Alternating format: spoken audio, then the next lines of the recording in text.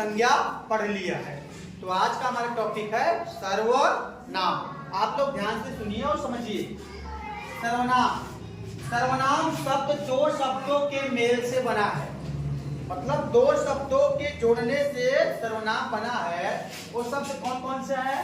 पहला है सर्व और दूसरा है नाम। सर्वनाम इन दोनों शब्दों से मिलकर बना हुआ है। इसमें सर्व का मतलब क्या होता है? सबका। सर्व मतलब सबका, और नाम का मतलब आप लोग को पता है, नाम का मतलब किसी व्यक्ति का नाम। ठीक, तो इस प्रकार से सर्वनाम का क्या अर्थ हुआ? सबका नाम। सर्वनाम का अर्थ है सबका नाम।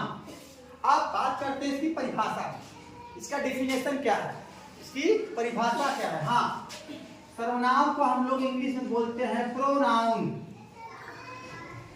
प्रोनाउन, इसकी परिभाषा सुनिए।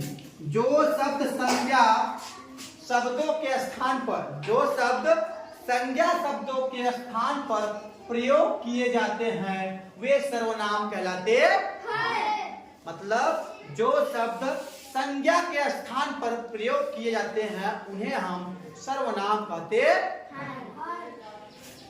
जैसे मैं, हम, तू, तुम, यह, वह, कोई, कुछ, कौन, क्या आदि सब क्या है? सर्वनाम है। जैसे मैंने कहा राम खाना खाता है, तो राम के स्थान पे सर्वनाम का यूज हम करेंगे, वह खाना खाता है। अब हमने कहा वह खाना खाता है, मैंने नाम नहीं लिया। जहां पे राम था वहां पे क्या हो गया? वह खाना खाता है। तो वह क्या है? सर्वनाम है।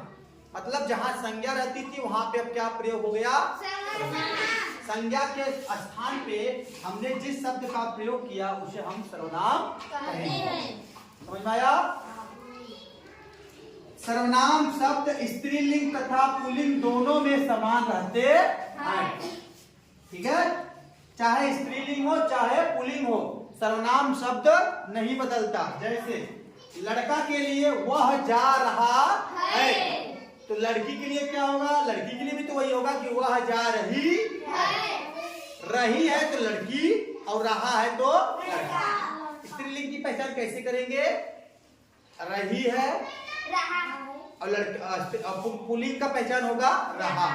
ठीक है, तो सर्वनाम शब्द स्त्रीलिंग तथा पुल्लिंग दोनों में क्या रहते हैं? समान रहते हैं। जैसे ये लड़का था तब भी हमने वह का प्रयोग किया, लड़की है तब भी हमने वह का प्रयोग किया। अगला, एक वचन सर्वनाम और बहुवचन सर्वनाम कौन कौन से हैं? एक वचन सर्वनाम है मैं, तुम, वह, यह, इसे, उसे। ये कैसे सर्वनाम है? एक वचन सर्वनाम है। बहुवचन सर्वनाम कौन कौन से हैं? हम, आप, वे, ये, इन्हें, उन्हें। ये किस प्रकार का सर्वनाम है? बहुवचन सर्वनाम। तो सर्वनाम समझ में आ गया? बोलिए। जैसे एक उदाहरण देखिए, हमने कहा वह मेरा घर है, वह मेरा घर है। इसमें सर्वनाम क्या है बताइए? इसमें सर्वनाम क्या है? वह मेरा घर है। और घर क्या है? संज्ञा। यह मेरी पेंसिल है, इसमें सर्वनाम कौन है? यह। मैं सोने जा रहा हूं, इसमें सर्वनाम बताओ? मैं। हमें अपना काम स्वयं करना चाहिए, सर्वनाम बताओ? हमें। ये सब क्या है? सर्वनाम है। क्या है? सर्वनाम है। ठीक है, तो सर्वनाम समझ में आया?